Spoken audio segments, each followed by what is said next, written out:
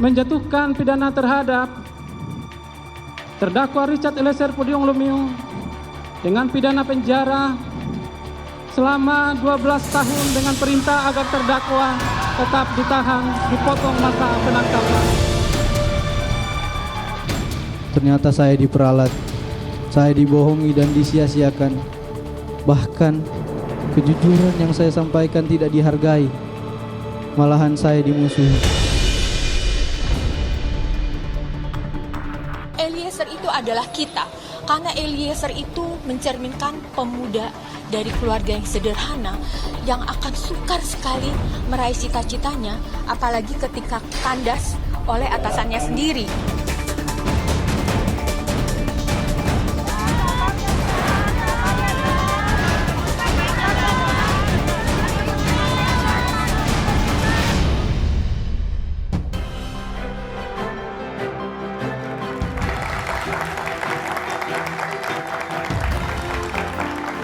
Pekan depan, Majelis Hakim yang menangani perkara pembunuhan terhadap Yosua akan membacakan putusan.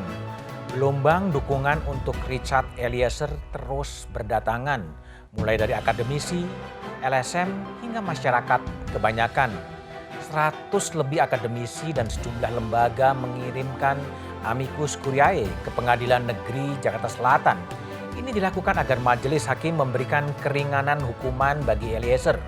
Pasalnya, Eliezer dianggap berjasa karena telah membuka kotak Pandora pembunuhan berencana terhadap Yosua. Selain itu, Eliezer dianggap terpaksa saat melakukan penembakan karena menjalankan perintah atasan. Akankah status justice kolaborator dan amicus curiae ini dipertimbangkan oleh Majelis Hakim saat menjatuhkan hukuman? Ataukah akan diabaikan seperti yang dilakukan jaksa saat membuat surat tuntutan? Inilah satu meja The Forum. Mengapa Eliezer harus dibela?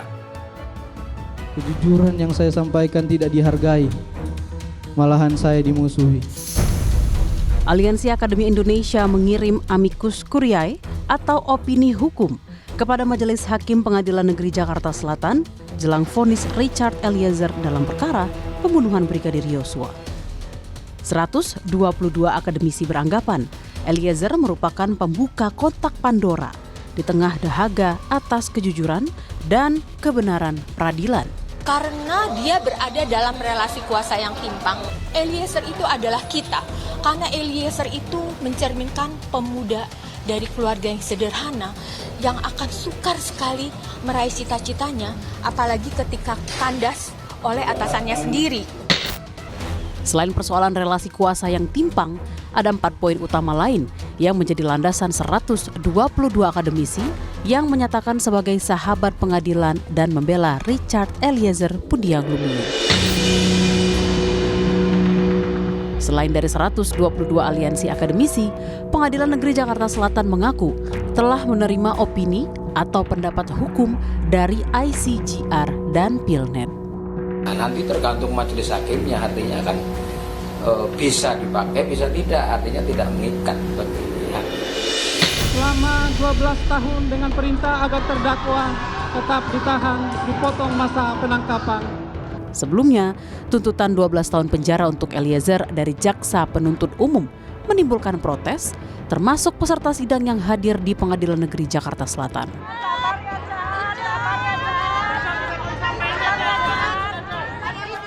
Sementara terdakwa lain yakni Putri Chandrawati, Ricky Rizal, dan Kuat Maruf dituntut hukuman 8 tahun penjara.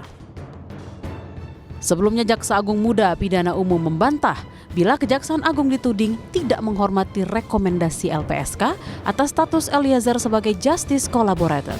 Untuk pelaku tidak bisa JC. Tapi kami hormati LPSK, maka tuntutannya itu lebih ringan dibanding Pak Sambo.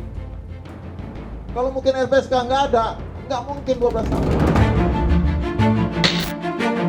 Dengan demikian, jaksa beranggapan Eliezer menjadi pelaku utama bersama Verdi Sambo yang mengakibatkan kematian Brigadir Yosua.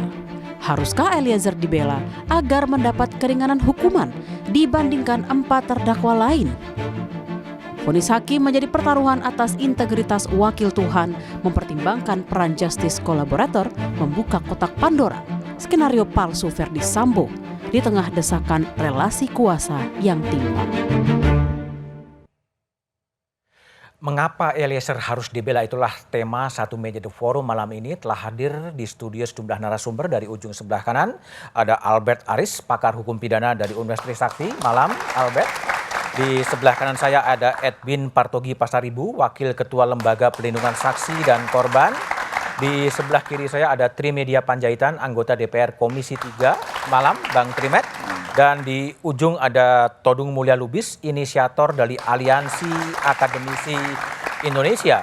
Dan melalui sambungan Zoom ada Hakim Agung periode 2004-2013, Pak Joko Sarwoko. Malam Pak Joko. Selamat malam Mas Budiman. Oke, baik. Saya akan memulai diskusi dari Bang Todung Mulya Lubis. Ya. Betul, Anda menjadi salah satu inisiator bersama Prof. Sulistiawati Irianto untuk membuat surat sahabat pengadilan kepada Pengadilan Jakarta Selatan. Ya memang Prof. Sulis Irianto mengirimkan SMS kepada saya atau WA ya, dan saya langsung menyambut gagasan itu. Dan kemudian amicus curiae itu diluncurkan. Mengapa Bang Todung ikut menyambut? Ya, ada beberapa hal tadi sudah disebutkan, tapi saya ingin menekankan bahwa posisi justice collaborator dalam kasus yang sangat pelik semacam ini posisi yang sangat kunci dan harus dibela. Tidak mungkin tidak dibela. Dan saya melihat inilah momentum emas buat kita untuk melakukan pencaharian terhadap keadilan substantif. Inilah momentum emas buat kita untuk melakukan reformasi hukum dalam tubuh institusi peradilan, dalam tubuh kepolisian dan yang lain-lain. Tapi yang lebih penting adalah kasus intinya seperti apa. Nah, apa yang dikatakan tadi sebagai relasi kuasa yang timpang, saya tidak bisa membayangkan seorang Eliezer dengan pangkat rendah di kepolisian bisa menolak satu perintah dalam situasi yang sangat mencekam, sangat tegang ya. Dan dia seperti tidak punya daya sama sekali. Dan inilah satu situasi yang saya tidak ingin mengatakan dan tidak ingin mempengaruhi majelis hakim, dia mesti dibebaskan, tidak begitu. Tapi yang saya ingin katakan, coba bayangkan, imajinasikan keadaan yang sangat mencekam seperti ini, di mana dia tidak punya pilihan. Tapi pertanyaan saya gini Bang, kenapa kemudian, apa yang menyebabkan 122 orang profesor, doktor kemudian turun dan membuat surat? Rasa keadilan kita itu tersentuh, terkoyak-koyak, terinjak-injak dengan kasus ini. Terinjak-injak, terkoyak-koyak karena? Ya karena ya kita punya akal sehat. Akal sehat kita bisa melihat kasus posisinya seperti apa, aktor utamanya seperti apa, dan siapa yang diperdayakan, siapa yang disalahgunakan, siapa yang didikte, diperintahkan. Dan kedua, ya kita melihat juga proses hukum yang terjadi dalam media-media yang ada sekarang ini. Itu tidak sulit untuk kita menyimpulkan bahwa there is something wrong gitu. Something wrong di mana? Something wrong dengan tuntutan yang diajukan oleh jaksa. Karena juga tidak mempertimbangkan banyak hal yang diajukan dalam proses peradilan, dan kemudian sense of justice. Sense of justice kita itu harus dilihat gitu. Dan itu nyata kok.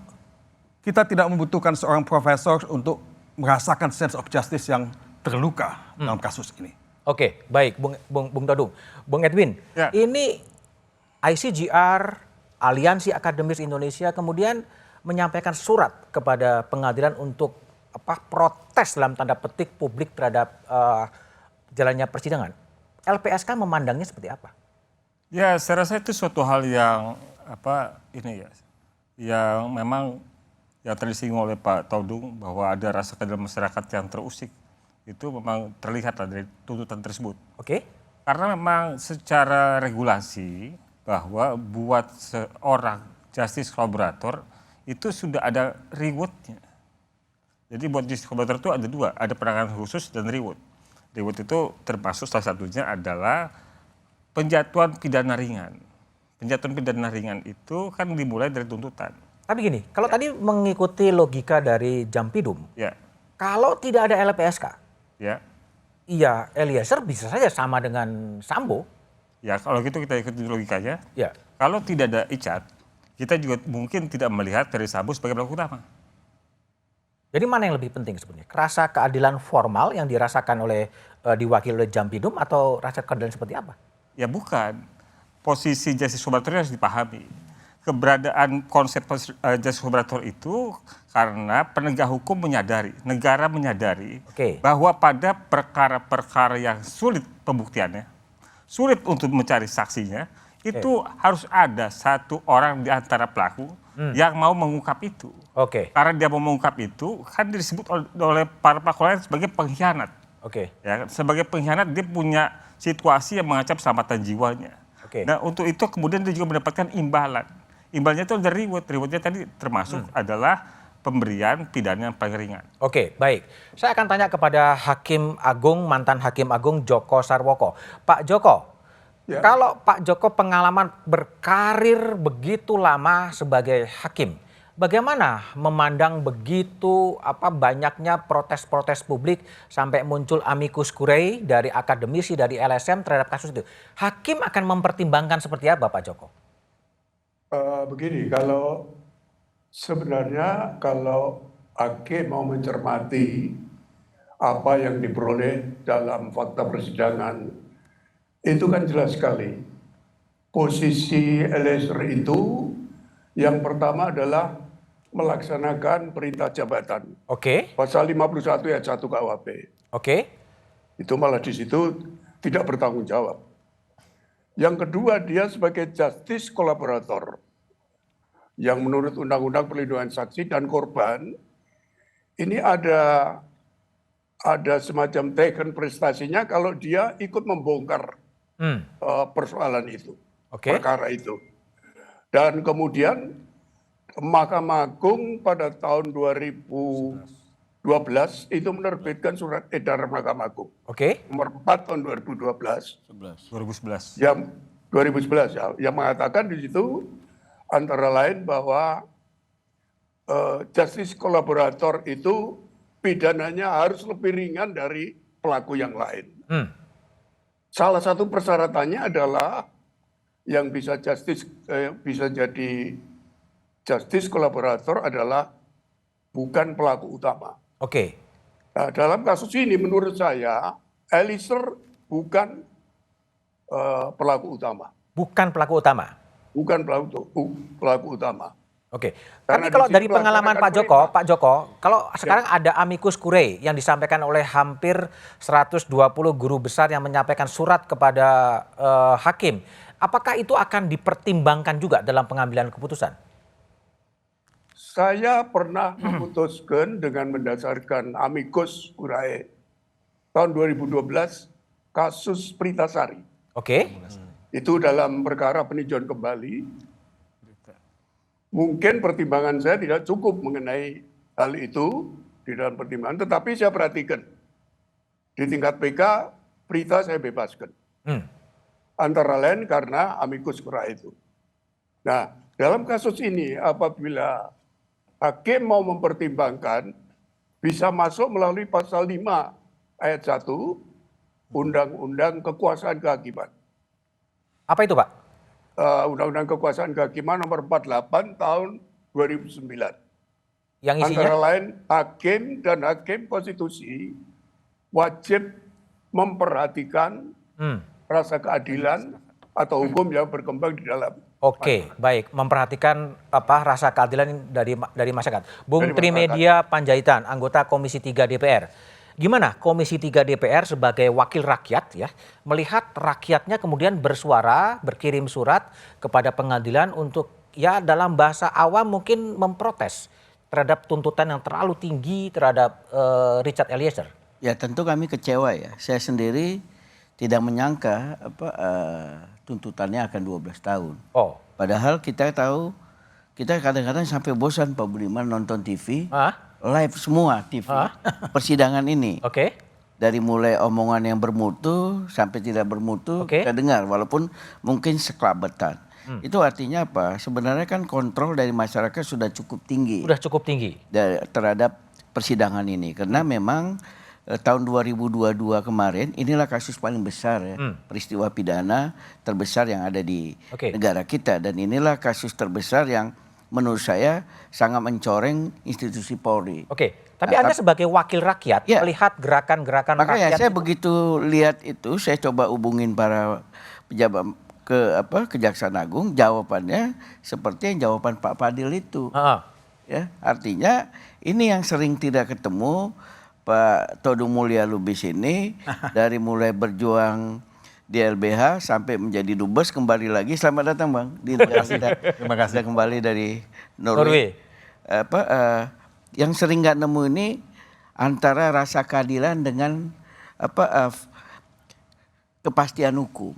Apa yang disampaikan oleh Pak Joko tadi soal pelaku utama.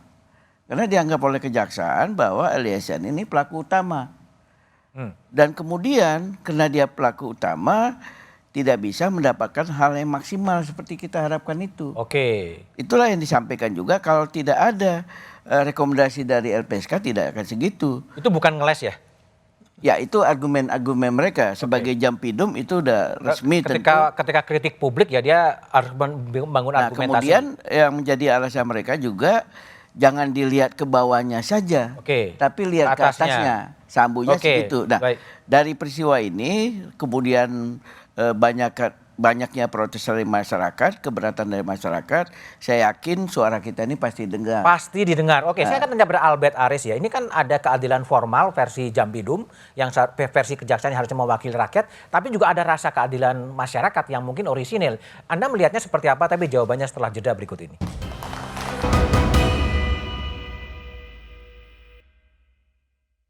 Kami juga mempertimbangkan LPSK. Kalau kita baca perma, JC itu tidak berlaku bagi pelaku. JC tidak berlaku bagi pelaku. Baca perma itu perma 4. Untuk pelaku tidak bisa JC. Pelaku utama. Ini supaya saya luruskan ini. Undang-undang nggak bisa. Tapi kami hormati LPSK. Maka tuntutannya itu lebih ringan dibanding Pak Sambo. Kalau mungkin LPSK nggak ada, nggak mungkin 12 tahun.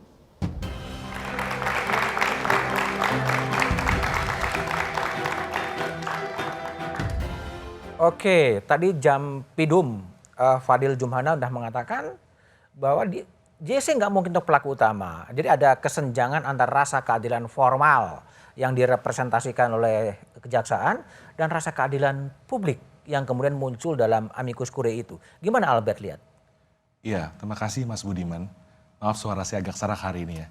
Jadi saya setuju sekali tadi apa yang dikatakan oleh mantan Hakim Agung Pak Joko Sarwoko, bahwa hakim wajib menggali, mengikuti dan memahami nilai-nilai hukum dan rasa keadilan di masyarakat. Jadi kalau boleh menyimpulkan apa yang dilakukan oleh Bang Todung Mulya Lubis dalam melaksanakan amicus curiae, Friends of the Court, sahabat pengadilan, mungkin adalah cerminan paling jujur dari terusiknya rasa keadilan di masyarakat. Mas Budiman. Nah, kalau kita mau masuk lebih dalam ke substansi, jangan lupa bahwa jaksa penuntut umum mendakwa seluruh para terdakwa dengan pasal 55 ayat 1 ke 1 dan bukan pasal 55 ayat 1 ke 2. Artinya apa Mas Budiman? Hanya ada 3 kemungkinan bentuk penyertaan yang ada dalam perkara ini. Yang pertama adalah orang yang melakukan, yang kedua adalah orang yang turut melakukan, dan yang ketiga adalah orang yang menyuruh melakukan atau don't play hand. Dari referensi dan literatur hukum pidana yang saya miliki Mas Budiman, orang yang disuruh melakukan itu hanya merupakan alat yang tidak memiliki niat, tidak memiliki kehendak, maka berlakulah asas Hensstraf Sonderschuld. Tiada pidana tanpa kesalahan, sebagaimana tadi disampaikan oleh Pak Joko Sarwoko. Betul perbuatannya terbukti membunuh, betul. Tapi ada alasan penghapus pidana berupa perintah jabatan atau ambtelijk bevel yang lahir karena relasi kuasa yang begitu kuat sehingga tidak memungkinkan seorang Richard Eliezer yang tadi notabene tadi sudah dijelaskan oleh Bang Edwin, backgroundnya Brimob, untuk menolak perintah dari seorang Ferdy Sambo. Baik. Kembali Edwin, tadi clear sekali dari Jampidum mengatakan nggak bisa Icat menjadi justice collaborator adalah dia karena pelaku utama gitu loh. Jadi pertimbangan LPSK itu sebenarnya apa? Ya saya khawatir Jampidum malah tidak baca tuntutan ya. Tidak baca tuntutan? Iya. Dan kalau kita mendengar tuntutan itu tidak ada penyebutan Eliezer sebagai pelaku utama. Bahkan ketika replik itu saya melihat 2 hal. Ada revisi di situ, ada klarifikasi di situ. Revisinya adalah bahwa dalam replik itu baru disebutkan adanya surat LPSK. surat rekomendasi LPSK untuk pemberian penghargaan kepada... Itu direplik? Ya direplik. Oke. Tetapi di tuntutan tidak ada. Tidak ada? Tidak ada. Ada perubahan posisi? Itu saya bilang sebagai perubahan, sebagai revisinya. Oke. Pertama disampaikan bahwa di replik itu ada surat rekomendasi LPSK untuk pemberian penghargaan Richard Eliezer sebagai justice collaborator. Kedua, di dalam replik itu baru juga disebutkan bahwa mereka mempertimbangkan pasal 10A ayat 3 dan penjelasannya tentang peringanan penjatuhan pidana buat justice collaborator, yaitu percobaan, kemudian pidana khusus, dan pidana pengeringan. Ya. Nah, yang tambahan yang lain dari saya sampaikan bahwa replik itu juga klarifikasi, karena dalam replik itu dijelaskan, disebutkan tegas bahwa pelaku utama adalah Ferry Sambo. Oke. Kemudian di dalam replik tidak disebutkan atau diakui bahwa Richard adalah justice collaborator, tidak dipersoalkan soal dia pelaku pembunuhan berencana, tidak disebutkan soal syarat harus dapat penetapan dari pengadilan. Jadi apa yang disampaikan oleh Pak Jampidum itu di replik itu tidak bunyi. Tidak bunyi? Tidak bunyi. Berubah? Tidak berubah. Tapi tuntutannya nggak berubah? Tuntutan tidak berubah, tetapi kemudian kan kita melihat bahwa bagaimana ada kesan gamang jaksa. Dilema yuridis tadi ya? Dilema yuridis. Oke. Ya, sebenarnya juga suatu hal yang sebenarnya kurang pas ya. Kurang pas? Kurang pas karena jaksa adalah tim pemerintah dalam pembahasan Undang-Undang 31 2014 yang membahas tentang justice collaborator.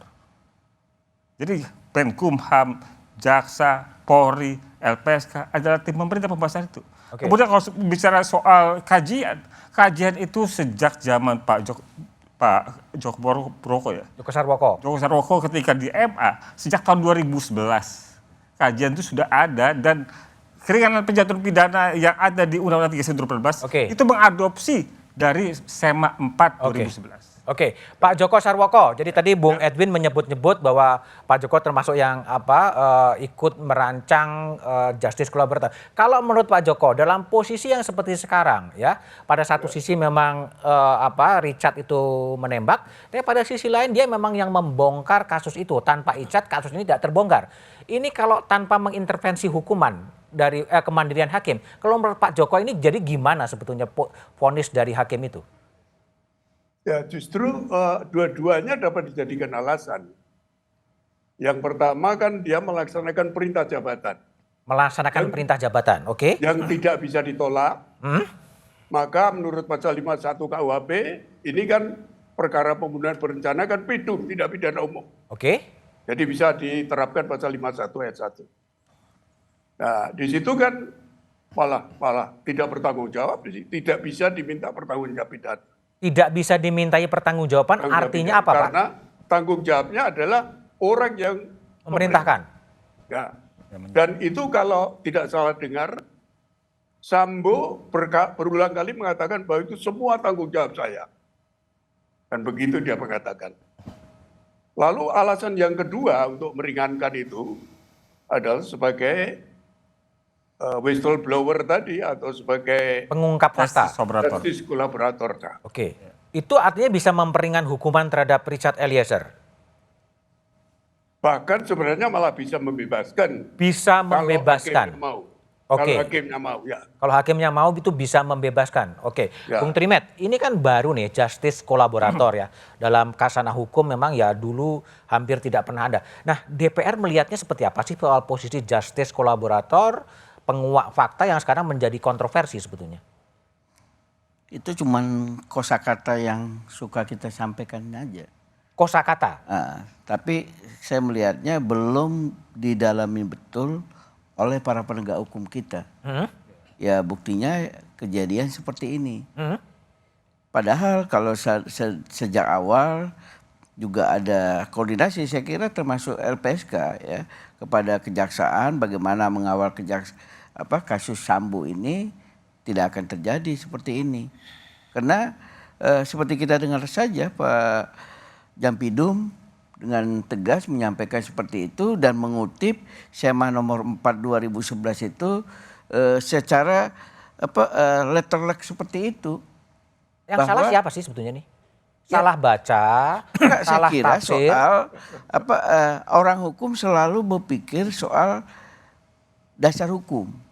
Seringkali menomorduakan rasa keadilan masyarakat. Oke. Itu aja yang tidak nemu soal kasus ini. Dan untuk itu saya pikir spirit kita hari ini, walaupun di kejaksaan seperti itu, dan ini pelajaran mungkin ke depan ya bagi kejaksaan, dan menurut saya juga dengan peristiwa ini bukan seperti yang disampaikan oleh Pak Albert Aris ini di Kompas hari ini, bahwa kita juga harus mempertegas secara rigid seperti apa aturan JC ini. JC itu. Ya, misalnya bila perlu kalau ancaman maksimum sekian dia harus bisa dapat berapa. Dan itu juga harus dirubah nanti SEMA nomor 4 itu supaya itu juga tidak menjadi justifikasi bagi jaksa-jaksa di kemudian hari. Karena tadi udah jelas Pak Jampidum, dasarnya SEMA nomor 4 itu. Karena di situ memang disampaikan pelaku utama. Walaupun saya tidak kurang sependapat dengan Pak Edwin ini, karena yang kami tahu ya kejaksaan itu konsen sekali dengan kasus ini. Kalau sampai disampaikan tidak membaca tuntutan, mereka bolak-balik itu tuntutan. Dan itu kalau yang saya dengar itu 6 kali rapat mereka. Rapat di tingkat atas ya? Iya. Dengan siapa rapatnya? Ya pejabat utama kejaksaan ya, mendiskusikan unsur-unsurnya, ada presentasi. Jadi kalau disampaikan bahwa sekelas Jampidum sebagai pengendali perkara pidana di Kejaksaan Agung, apalagi ini perkara yang Presiden Jokowi sendiri memberi komentar, ya mereka sudah serius, sama saja cara pandangnya yang tidak berubah. Oke, Bang Todung. Legalistik. Jadi, Bang Todung, ini gimana sebetulnya menurut Anda soal justice kolaborator yang tadi dibenturkan dengan pelaku utama? Ini gimana? Sebetulnya kan Bung Trimedia sudah mengatakan tadi bahwa selalu ada ketegangan konflik ya, antara keadilan masyarakat dengan keadilan formal. Itu sejak dulu, walaupun kita tidak menyebut kata justice kolaborator. Ya, tapi pada intinya sama sebetulnya. Dan kita yang membaca literatur hukum di seluruh dunia ini tahu ada justice kolaborator ini. Jadi itu nonsens kalau kita tidak memahami konsep itu. Jadi menurut saya inilah momentum yang bagus sekali untuk mengukuhkan kembali posisi justice kolaborator, karena dari dulu banyak kebuntuan dalam mencari keadilan. Banyak ketidakpuasan dalam mendapatkan keadilan. Sampai LPSK dilahirkan. Nah, LPSK itu dilahirkan adalah buah reformasi di mana kita ingin keadilan substantif itu dilahirkan oleh pengadilan, dimengerti oleh pihak kejaksaan dalam proses tuntutan yang mereka lakukan. Nah, ini yang tidak terjadi, dan alhamdulillah LPSK lahir dan mulai melakukan satu upaya-upaya untuk membongkar kebuntuan itu dan ya mengangkat apa yang disebut justice kolaborator. Baik. LPSK lahir ya untuk kemudian tadi memberikan perlindungan pada Richard sebagai justice kolaborator. Bung Edwin kan kira-kira begitu. Tapi de facto faktanya dalam panggung pengadilan kan LPSK iya disebut, tapi nggak berpengaruh tuh, tuntutannya tetap tinggi. Tapi jawaban Anda setelah jeda berikut ini.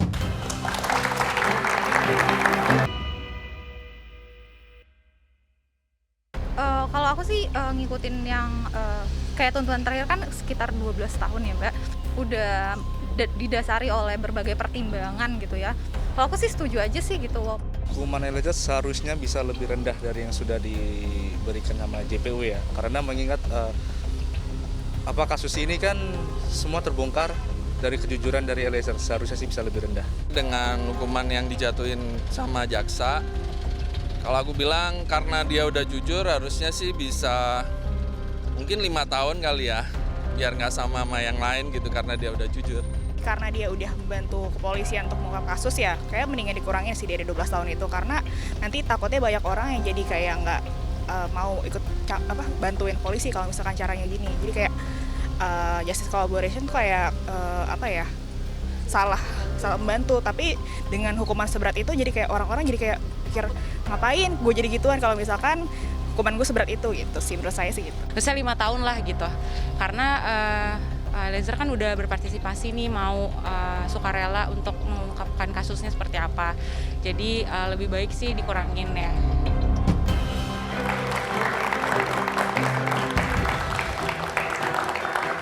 Oke, kembali ke Edwin dari LPSK. sudah berkirim surat kepada jaksa penuntut umum untuk mengurangi dalam kasus Eliezer, tapi tidak dihiraukan, tetap 12 tahun pada saat replik disampaikan. Apa yang akan dikerjakan lagi oleh LPSK untuk memperjuangkan status Eliezer sebagai justice kolaborator?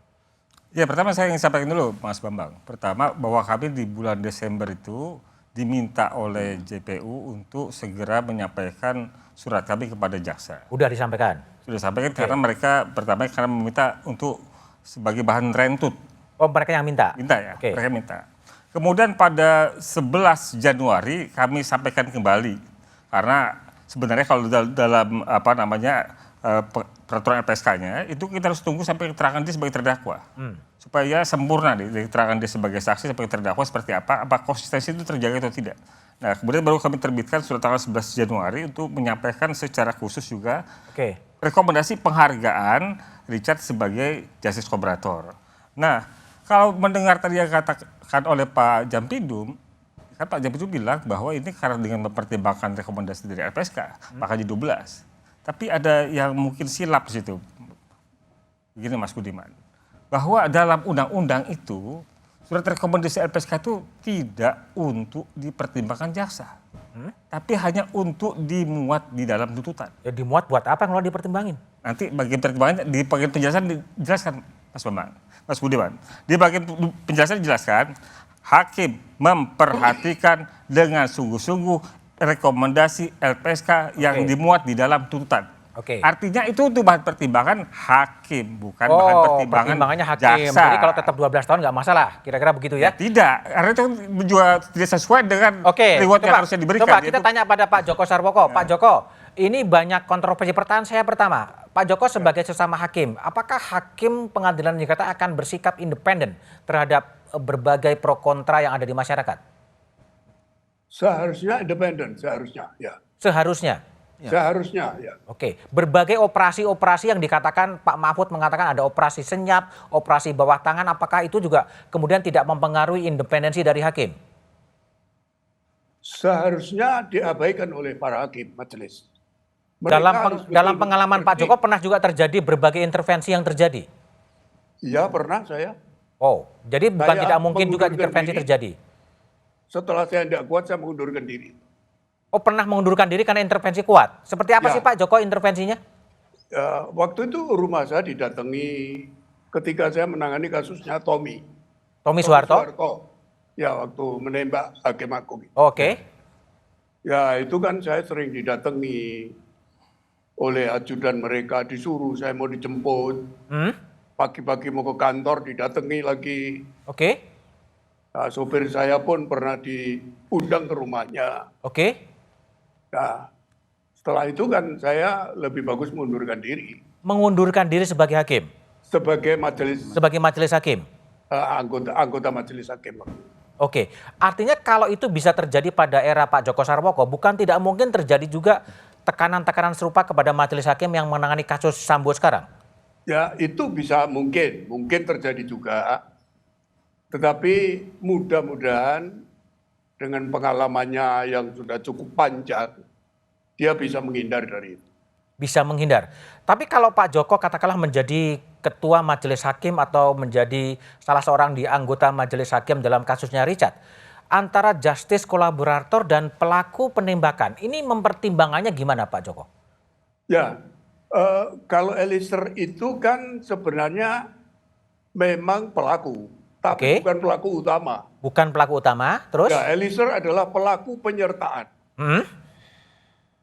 Pelaku penyertaan, artinya apapun yang dilakukan oleh Eliezer itu lalu menjadi perbuatan itu utuh dan selesai. Lengkap dan selesai. Nah, pelaku utamanya adalah intellectual dader itu.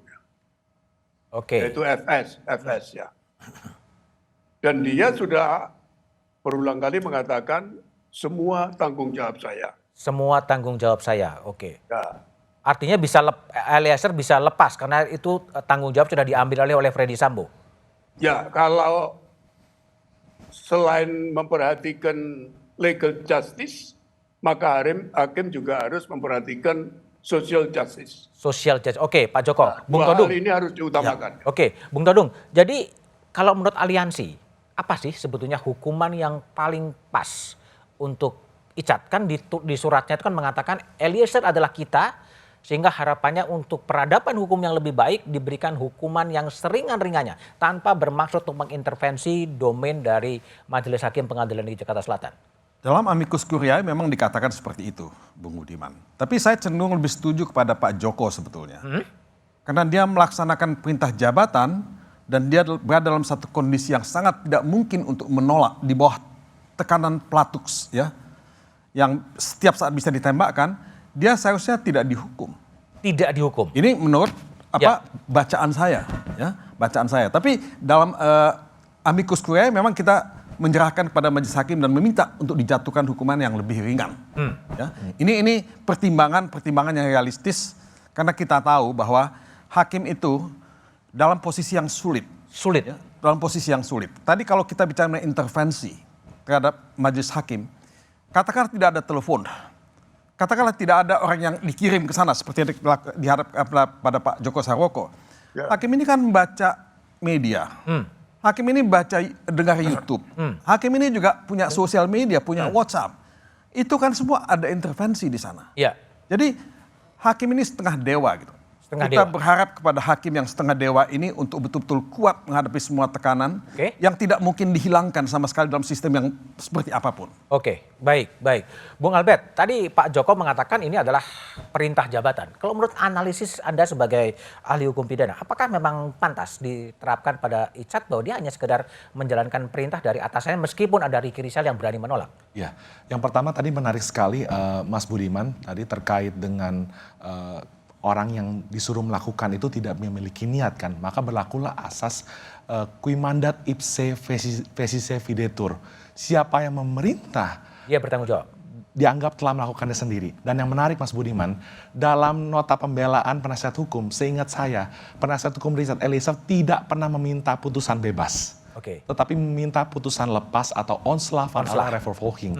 Artinya apa? Menurut penasihat hukum betul terbukti Richard melakukan pembunuhan, tetapi karena ada perintah jabatan tadi, itu maka sifat melawan hukum atau elemen melawan hukumnya menjadi hilang. Karena ada perintah jabatan dari seorang yang memiliki otoritas atau bevoegde gezag.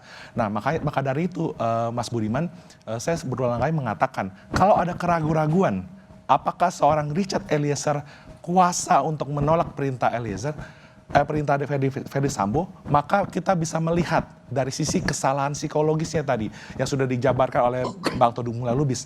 Ada beda 18 pangkat, background Eliezer sebagai paramiliter dan juga pemberi perintah ini adalah polisi. Sehingga dari sisi kesalahan psikologis sebagaimana diterangkan oleh Romo Magnis, Reza Indragiri dan Mbak Lisa, itu seorang Richard Eliezer berada dalam tekanan yang tidak memungkinkan dia menolak perintah tersebut. Meskipun Ricky bisa menolak? Iya. Tekanan ini bukan pasal 48 mengenai daya paksa, tetapi ada contrante morale yang lahir dari chain of command atau perintah jabatan yang sedemikian rupa tadi. Oke, baik, saya akan tanya kepada Trimat. Kira-kira ini kalau menurut Anda akan jadi seperti apa vonis yang pada sisi lain memenuhi kepastian hukum, tapi pada sisi lain memenuhi social justice. Tapi jawabannya setelah jeda berikut ini.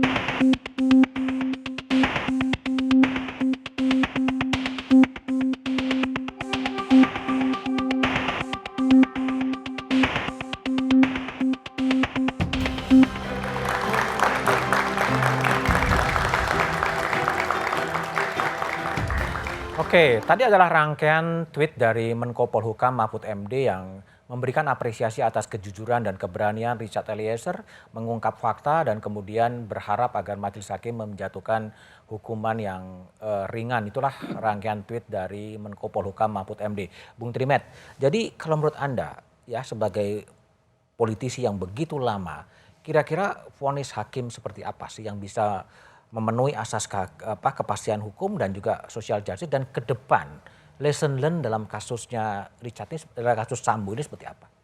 Pertama, kita berharap peristiwa ini dan banyak kemudian diperbincangkan semakin dekat antara kepastian hukum dan rasa keadilan masyarakat. Jadi kita juga berharap para penegak hukum kita jangan hanya berpikir legalistik. Tapi berpikir juga bagaimana rasa keadilan masyarakat. Semua juga orang tahu kalau Eliezer tidak mengungkapkan seperti itu, ya Sambo juga tidak jadi terdakwa. Itu juga harus sebuah fakta yang juga harus diakui. Yang kedua, kita kan juga melihat kasus ini kalau dalam catatan saya malah 6 kali Presiden Jokowi bicara Terus? untuk supaya diungkap pelakunya. Jangan sampai Presiden sudah seperti itu, awalnya kemudian menggebu-gebu menjadi anti klimaks dari putusan itu. Itu yang kita jaga. Kenapa? Ketiga, kalau kita melihat ini kan Pengadilan Jakarta Selatan ya. Seringkali Pengadilan Jakarta Selatan itu putusannya mengecewakan. Banyak yang kontroversi. Sering Pengadilan Jakarta putusnya mengecewakan ya? Nah itu juga yang matin ya? Ya dari sejak dulu ya. Putusan-putusan ini kontroversi. Dan itu yang kita sama-sama harus kawal itu supaya tidak terjadi dan supaya kasus Sambo ini jangan menjadi anti klimaks. Baik. Pak Joko Sarwoko, saya ingin Pak Joko menanggapi ya sinyalemen dari Trimedia Panjaitan bahwa sering sekali putusan-putusan Pengadilan Negeri Jakarta Selatan itu mengecewakan ya. Bahkan pernah ada satu artikel yang menyebutkan bahwa Pengadilan Negeri Jakarta ini seperti kuburan dalam tanda petik gitu. Nah, apa saran dari Pak Joko sebagai hakim senior kepada mantan hakim senior yang terhadap hakim-hakim yang lebih muda dari Pak Joko dalam kasusnya Verdi Sambo, Pak? Ya, memang dulu Pengadilan Jakarta Selatan terkenal seperti itu dan salah satu pengadilan yang ada lebih dari 1 kali kena OTT, antara lain Pengadilan Jakarta Selatan.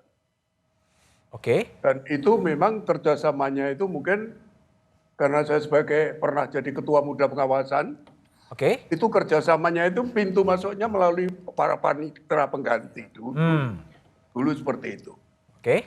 Nah, bahwa banyak kasus yang memang mengecewakan baik pidana maupun perdata, seperti yang dikatakan oleh Pak Trimet itu memang betul saya rasakan.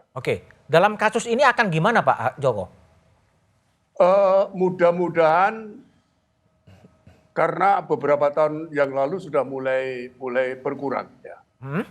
Mulai berkurang artinya putusan-putusan yang kontroversial itu biasanya memang sering menjadi pertanyaan dari masyarakat ya. Artinya mudah-mudahan lebih bagus Pak ya? Mudah-mudahan lebih bagus ya. Baik. Bung Albert, ini satu hal yang menjadi kontroversi adalah status justice kolaborator ya. Antara SEMA, antara undang-undang ini, undang-undang itu. Ke depan, apa yang sebenarnya perlu dibenahi dalam status justice kolaborator, tapi tolong pendek. Baik, intinya SEMA itu bukan peraturan ya, itu hanya mengikat internal Mahkamah Agung. Kalau undang-undang LPSK itu adalah leg spesialis dari KUHAP bisa dikatakan dalam beberapa hal tertentu. Kedepannya Mas Budiman, kita memerlukan pembaruan hukum acara pidana melalui KUHAP yang revolusioner. Kita dukung Bang Trimet dan teman-teman di DPR untuk menaruh perhatian khusus karena KUHAP itu adalah miniatur konstitusi. Ini bicara tentang kewenangan, bicara tentang hak asasi manusia dan ini akan jadi satu presiden yang baik sekali Mas Budiman. Kedepannya orang yang jujur, yang mau bersedia bekerja sama dengan penegak hukum harus mendapat penghargaan dan perhatian khusus. Sebagaimana ada gium, probitas bono publico. Kejujuran akan membawa kebaikan buat semua orang. Kejujuran akan membawa kebaikan bagi semua orang. Bung Edwin, ini kalaulah keputusan kita tidak mau berandai-andai, tapi boleh juga mengatakan kalau tadi kan track record dari Pengadilan Negeri Selatan seperti itu. Apa yang mau dikerjakan oleh LPSK kalau kemudian vonis itu kemudian mengecewakan? Ya tentu yang akan kecewa adalah juga banyak pihak, bukan hanya LPSK. Mereka yang mengagung-agungkan, menganggap bahwa kejujuran itu suatu nilai yang baik juga akan kecewa. Sebagaimana juga para akademisi itu kecewa. Dan kita harus melihat gini, Mas Budiman, bahwa kejujuran Eliezer itu adalah bagian dari upaya untuk melawan impunitas. Karena kalau tidak ada kejujuran Eliezer, maka kita tidak menyaksikan Verdi Sambo sebagai pelaku utama. Dan kejujuran Eliezer itu adalah juga bagian dari mewakili kepentingan korban Joshua. Karena Joshua tidak bisa membela diri. Karena Joshua tidak membela diri, maka kebenaran peristiwa yang disampaikan oleh Eliezer adalah mewakili kepentingan Joshua. Jadi saya tidak melihat pertentangan antara keadilan substantif maupun kepastian hukum ya. Dalam arti kata rasa keadilan masyarakat maupun kepastian hukum. Kenapa tidak saya pertentangan? Karena Undang-Undang 31 2014 yang mengatur tentang keringanan penjatuhan pidana juga kepastian hukum. Oke. Dan kepastian hukum itu merupakan mandat dari konstitusi kita di pasal 28D. Ya, AK 1 itu salah satu yang menjadi mandat adalah kepastian hukum. Jadi sudah ada kepastian hukum yang seharusnya memang menjadi rujukan buat semua penegak hukum, penyidik, penuntut umum, dan hakim. Oke, baik. Dan sampai kemudian orang tidak lagi bisa berharap pada justice collaborator. Oke, baik, Bang Todung. Jadi ini momen ya, momen untuk kemudian melakukan rebound terhadap penegakan hukum yang sedang turun. Itu bisa dimanfaatkan posisi sekarang untuk memberikan keadilan, memperhatikan social justice yang mengemuka termasuk lewat Anda, lewat Aliansi Akademis Indonesia. Ya, sebagai akademisi concern kita sangat banyak terhadap mandeknya reformasi hukum di Indonesia ini. Nah, tadi Pak Djoko Sarwoko sudah mengatakan ada OTT terhadap hakim-hakim. Kemudian juga banyak kasus di kepolisian, kejaksaan, dan saya juga menyebut di dunia advokat sebetulnya. Nah, ini momentum untuk melakukan reformasi hukum jilid 2. Kalau reformasi tahun 1998 itu membawa kita pada satu situasi pembaharuan hukum yang kita anggap ya mutlak mesti dilakukan, sekaranglah waktunya untuk melakukan reformasi di tubuh kejaksaan, di tubuh pengadilan, di tubuh kepolisian, dan di tubuh yang lain. Sehingga kalau kita bicara tentang kasus ya yang menyangkut Eliezer ini, kita tidak dihadapkan pada konflik ketegangan yang unnecessary.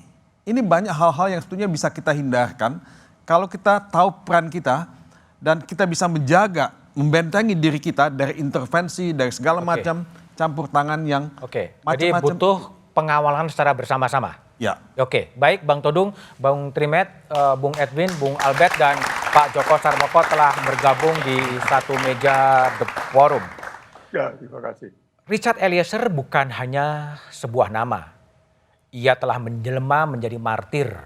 Martir yang mengubah fase gelap menjadi lebih terang. Martir yang mempertaruhkan hidupnya untuk memperjuangkan kejujuran di atas kebohongan.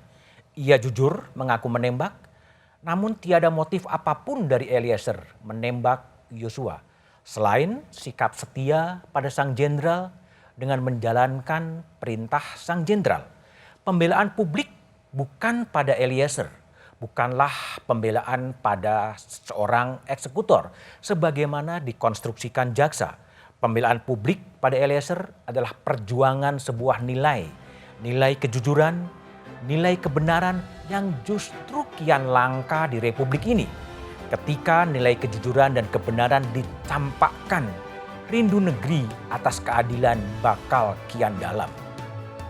Demikian satu meja The Forum malam ini, sampai jumpa pekan depan. Selamat malam dan terima kasih.